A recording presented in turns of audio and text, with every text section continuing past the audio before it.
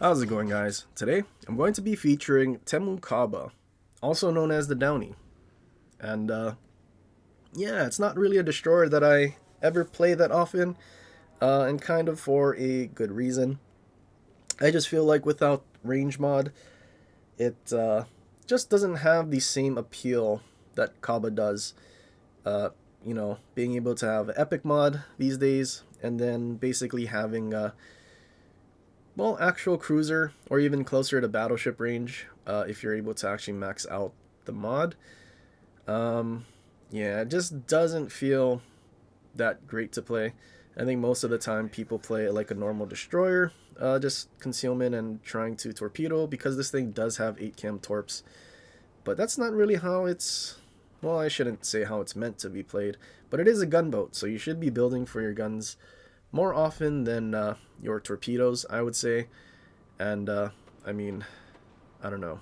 Both of the Russian destroyer lines are the least played destroyer classes, or sorry, destroyer classes, destroyer nation. And I mean, I feel like range mod could definitely help with that, because, well, having range mod, being able to meme and outrange battleships and annoy them is a little more entertaining than what is currently possible in the Downey, because we are forced to stay at 12 cam. I mean, I'm really using Trubetskoy with Rumble as an inspiration. So basically it's the same build as my Khaba, but we're not able to get nearly as far range as we can in the Khaba, which is kind of unfortunate. I mean, obviously Khaba should have the most range and everything because it's like pinnacle, top tier Russian destroyer gunboat, but not having range mod kind of limits what these lower tier destroyers can do. And I'm not really sure why they decided to not give the Russian destroyer line range mod. I mean, it seems like it would make sense, but they just, I don't know, decided not to for balance reasons, I guess. But yeah, I'm really hoping at some point they get range mod. It'll probably make the gunboat line a little more appealing, and even the alternate line, because, well, the alternate line is also not that great. I could see the alternate line and New Shishimi becoming a little better if we could actually have range mod, because then we can sort of gunboat in New Shishimi, and then having, I think it's like 10 km torps. We can also have zoning torps that could potentially cause floods or basically assist in our fire setting. But until then, I feel like the Russian destroyer line just kind of suffers. But yeah, Rochester, start smoking up, something to know. And I guess something that's always good to know about like premium ships and what kind of consumables they have. You start smoking up so we know he doesn't have a heal. And any damage that we can do to him is basically going to be permanent unless he has something like skill to rebuild, but most cruiser commanders don't actually have that.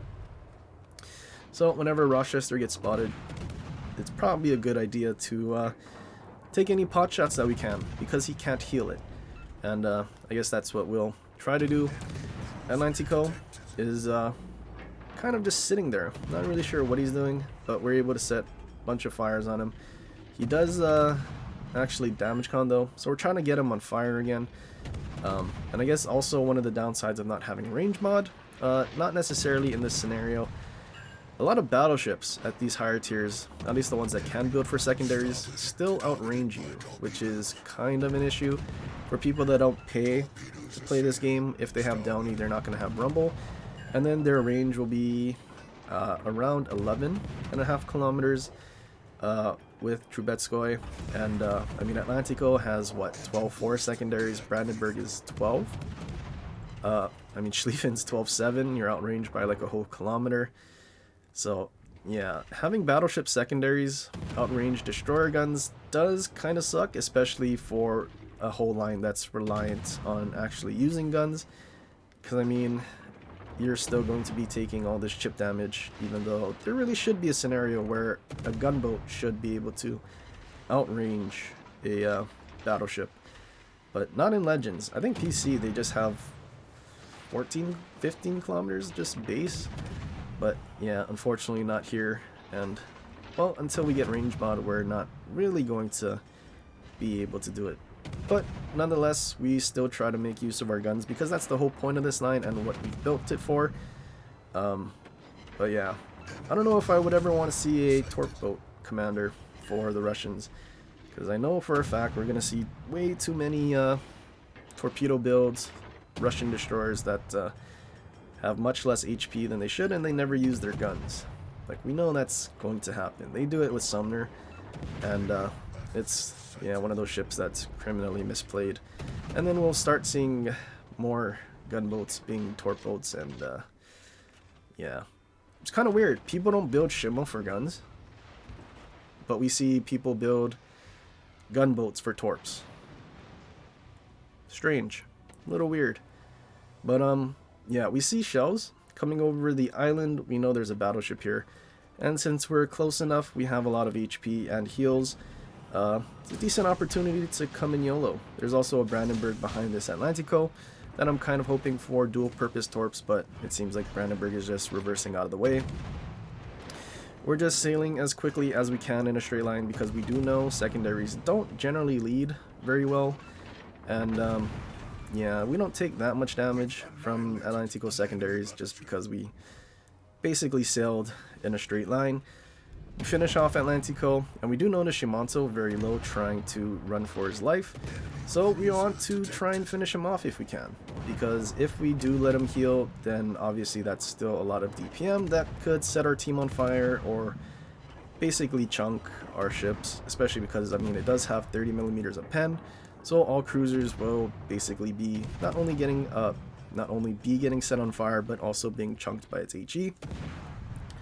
Unfortunately, we don't actually set Shimanto on fire when we do hit him to, I guess, expand his detection by 2 kilometers, because that's what fires do, and then ideally we would have been able to finish him off.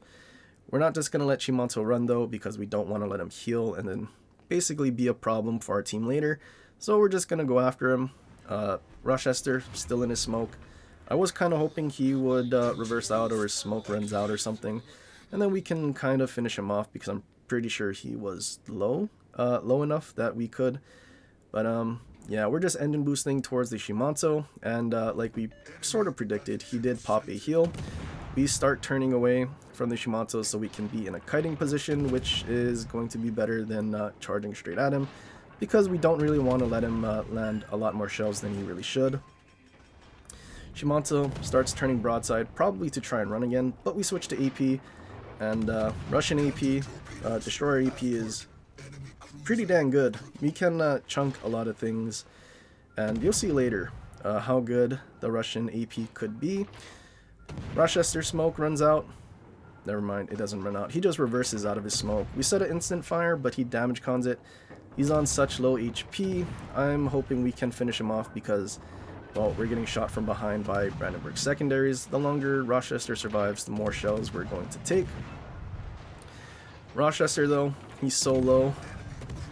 I will say, though, even though we finish off Rochester, for some reason, it just feels like the Downey's accuracy just isn't that great whenever we shoot. But also, Charles Martel comes out broadside and super low.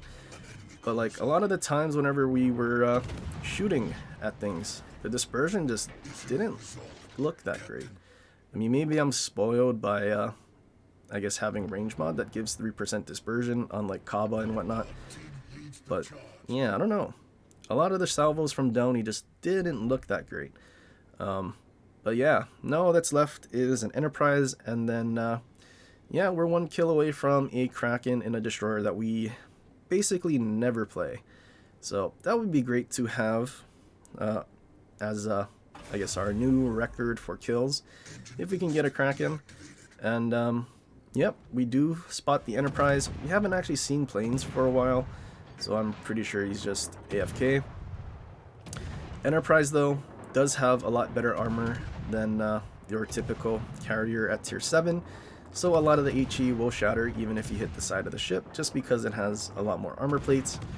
We set a pretty quick fire, but we just simply decide to switch to AP because, well, CVs have a whole minute of DCP, so you're not going to be able to set them on fire anyway, so it's just better if you, I guess, use AP and actually chunk him. It seems like we're doing at least like 1 bar every salvo, which is pretty good. And yeah, just pay attention to the dispersion from this destroyer, as that salvo misses like half of the shells. Yeah, I'm not sure what it is. I mean, ideally, destroyer accuracy would be a lot better, but yeah, I don't know. It just doesn't feel that great. I mean, obviously it's not supposed to be elbing, but it should still be, I guess, a little better than what it is, or at least I feel like it should be. A lot of the salvos were missing a lot of shells, which is not ideal, especially on a stationary CV, the largest class of ship in the game. Yeah, I don't know. Our torps are going to get there though, and we are actually going to secure a Kraken in the Downey. I'm pretty sure this is our first one, mainly because we don't ever play this ship. And I'm also pretty sure this is the most damage that we've ever done as well. But yeah, not the best XP. I mean, a lot of ships were very low for us to finish off, but still a Kraken nonetheless, and still topping the team. Yeah, definitely not as comfortable or fun to play as Khaba without range mod. I'm sure if the CV was here, would have caused us a lot more issues. But yeah, see, we don't have range mod, and that's kind of a big necessity for gunboats that want to use guns the entire match. But yeah, so we are using Trubetskoy, and we have basically the same build as Khaba, using that fire skill in the 3rd row, which gives us a lot more fire chance. And then we also have Rumble as an inspiration. I don't remember. Oh, there we go. I wasn't sure if I went over the command. That was quick. But yeah, Sims and Rumble as inspirations. I also did have the Epic Battle Booster for more range as well. But yeah. Oh, yep. So most kills, most damage. Not the most XP, surprisingly. Wait, was it the most XP? Possibly. But yeah. Not a ship that even though we have decent win rate in it. I don't know. It just doesn't feel as good as Khaba, is basically all it is. But yeah. Let me know what you guys think of the Russian destroyer lines. But yeah, that's pretty much it for this video. If you guys enjoyed, do leave a like and subscribe for more, and share it with your friends, or leave a comment down below on other ships you want to see in the future, and let me know what you think of the Russian line aside from Khaba. But anyway, till next time, aloha.